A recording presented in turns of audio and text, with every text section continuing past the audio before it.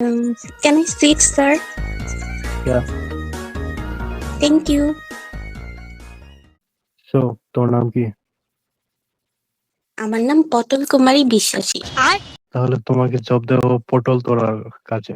তুমি ক্ষেতের থেকে পটল উঠাবা, ঠিক আছে?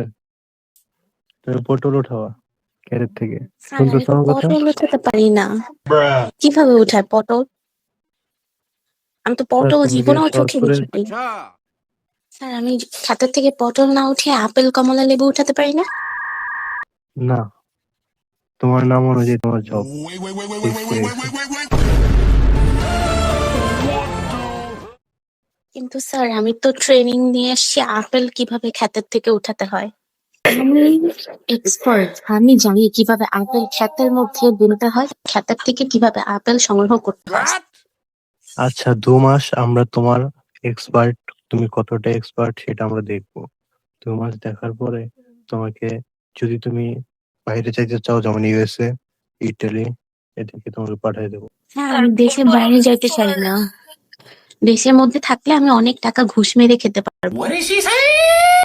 আচ্ছা, তোমার স্যার আমার বিষয়টা বাপ আমরা দাদা সারা জীবন ঘুষ খেয়ে বড় হয়েছে। ঠিক আছে, তোমার বিষয়টা আমি ভেবেচিন্তে দেখবো। আপাতত তুমি 2 মাস এখানে পটলের ইয়েতে কাজ করবা। আমরা তোমাকে দেখবো যে তুমি কেমন কাজ করতে পারো। স্যার আমাকে যেভাবে হোক চাকরিটা দিতেই হবে। এই যে এই ড্রয়ারের নিচে আমি আপনাকে একটা এনভেলপ দিচ্ছি, বেশি না, মাত্র 5 লক্ষ টাকা আছে। এটা আপনার জন্য বকশিস, আপনি একটু চা পানি খেয়ে নিন 5 লক্ষ টাকা দিয়ে। ওইগুলা এইভাবে বলতে হয় না ভাই, জাস্ট দিয়ে দিবা ওইগুলা। ওইগুলা বলা যাবে না, বলা যাবে না, দেওয়ালেরও কান থাকে। স্যার শুধু চা খাওয়ার জন্য একটু 5 লক্ষ টাকা দিলাম, আচ্ছা আরো 2 লক্ষ বাড়িয়ে দিই মনে হয়। আপনারা কি ভুলে গেছেন আমি যে এখানে দাঁড়িয়ে আছি? আচ্ছা, তোমরা কি ফোন নিয়ে আসছো ভিতরে? আমার কাছে জমা দাও। এক্সাম না, আপনার কাছে ফোন কেন জমা দিব? স্যার মামলা দাসকে নিয়েন না, আমাকে নিয়েন, কারণ আমি হচ্ছে ওর থেকে ভালো সার্ভিস দিতে পারবো।